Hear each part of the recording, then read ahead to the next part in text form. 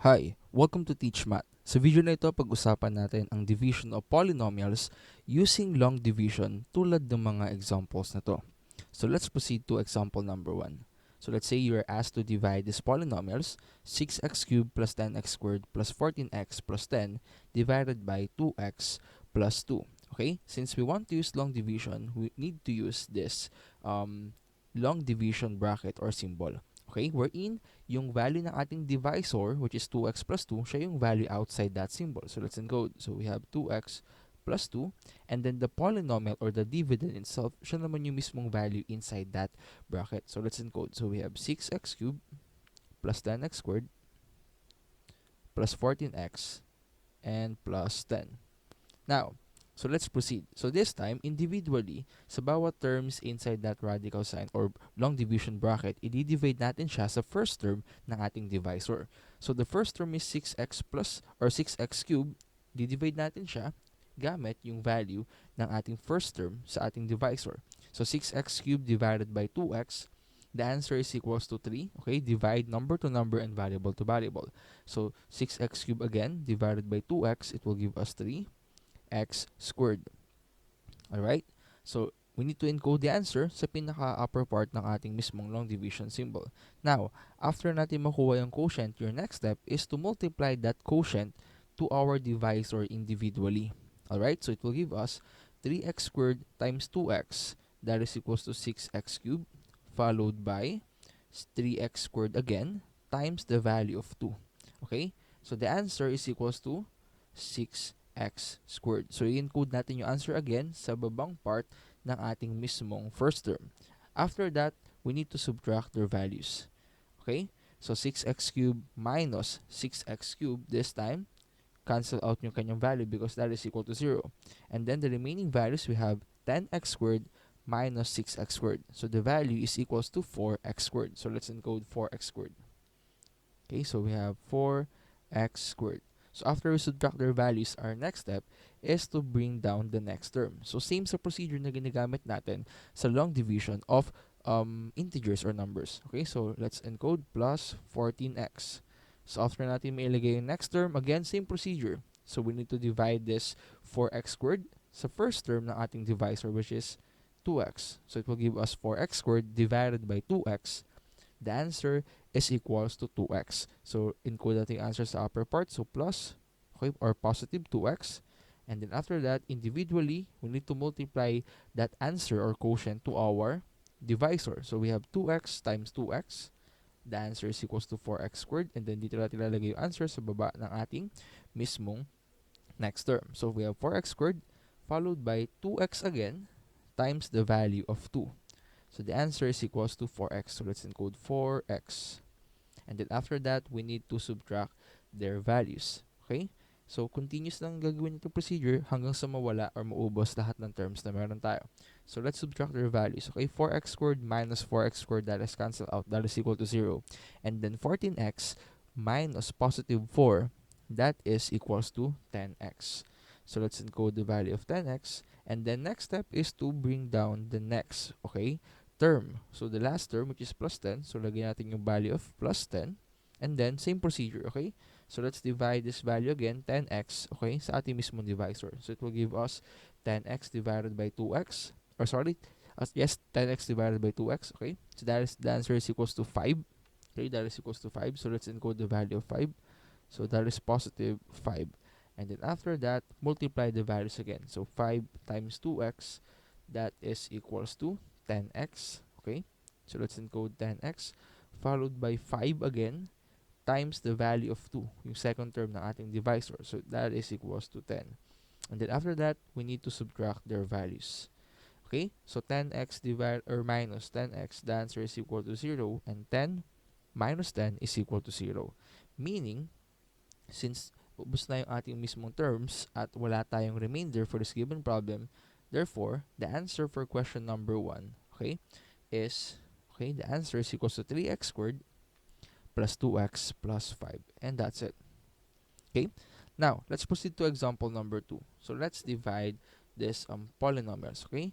So x cubed minus 10x squared plus 20x plus 26 divided by x minus 5. So obviously, the value of our divisor is x minus 5, and the dividend is the numerator, which is x cubed minus 10x squared plus 20x plus 26. Okay? This time again, let's rewrite this problem. Okay?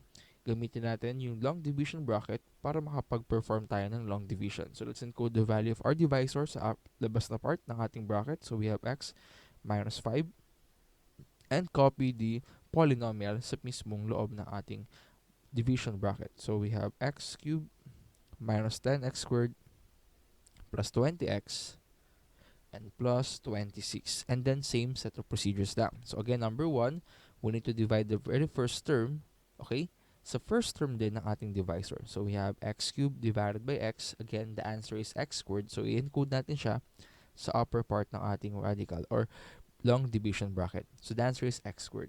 Now, let's multiply that answer again, the quotient, to our divisor individually. So we have x squared times x.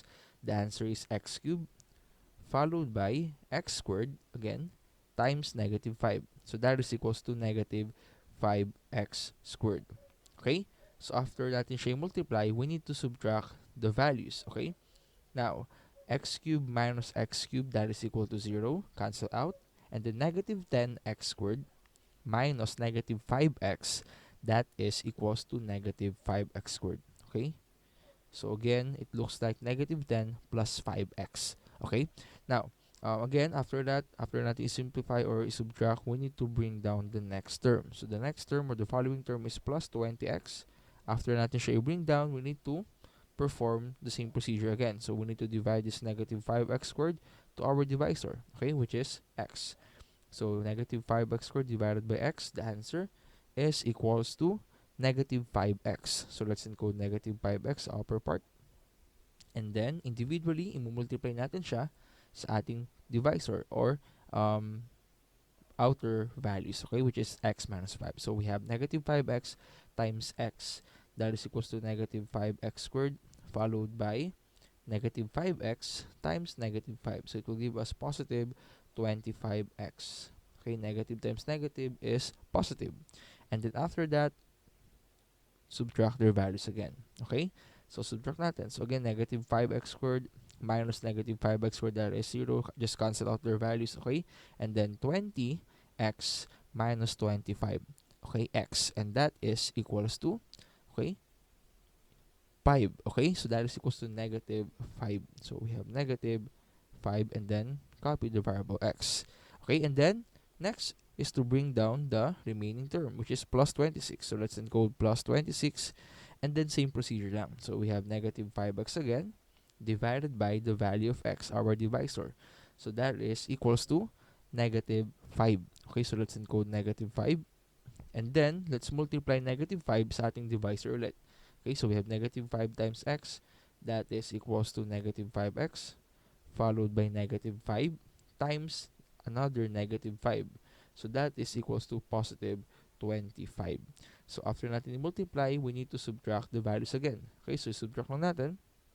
So it will give us negative 5x minus negative 5x. Again, we need to cancel out the value. That is automatically equal to 0.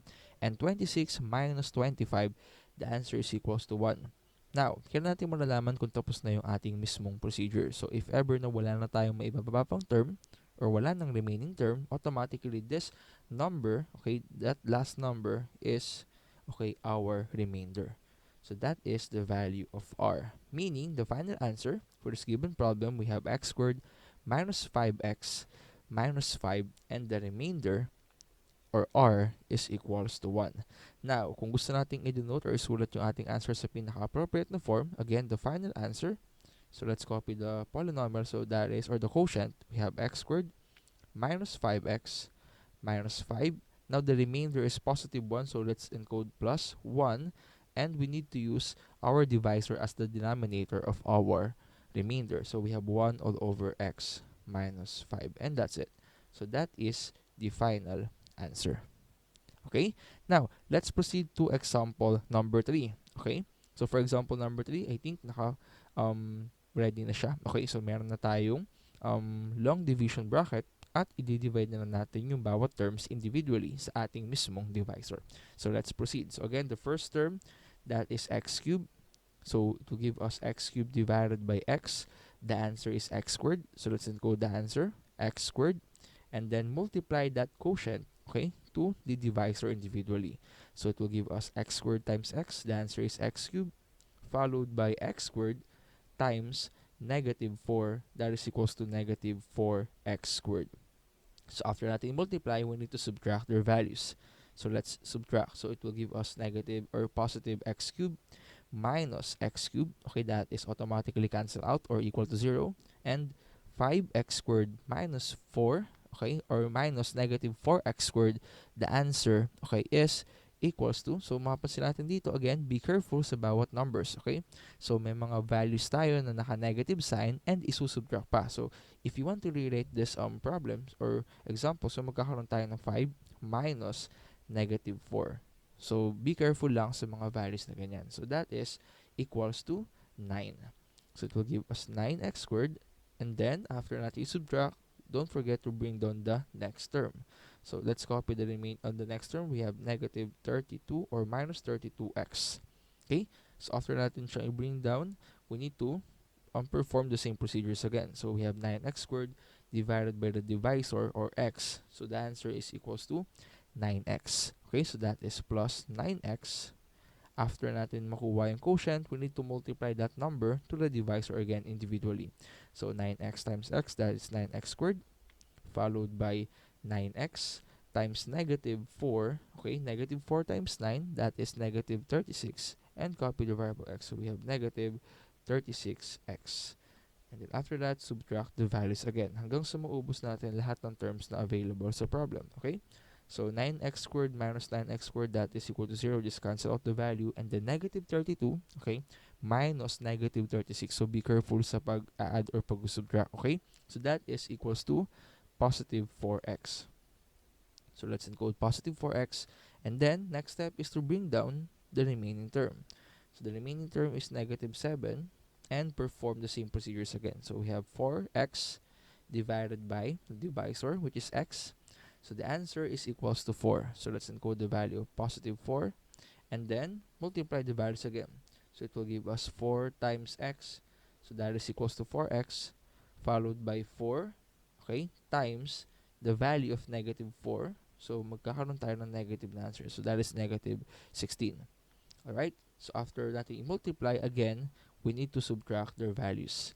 So it will give us negative or positive 4x, okay, minus 4x, that is equal to 0. Just cancel out the value. And then negative 7 minus negative 16. So that is, again, be careful sa mga sign. So that is equals to 9. Now, since wala na akong may bababa pang term, meaning that is the remainder. Now, if the last number is not equal to 0, automatically that is your remainder or the value of r. Meaning, the final answer for this given problem is x squared plus 9x plus 4, and the remainder is equals to 9.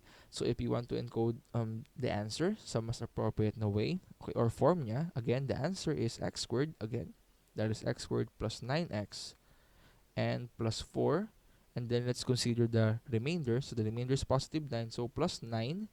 And use your divisor as the denominator of your remainder. So 9 all over x minus 4. And that's it. So that is the final answer. Now, if you want to save time and effort, kindly watch our next video discussion about synthetic division. So this procedure or process will help us na masolve yung problem ng division of polynomials ng mas mabilis at mas madali. Alright, so again, thank you so much and God bless.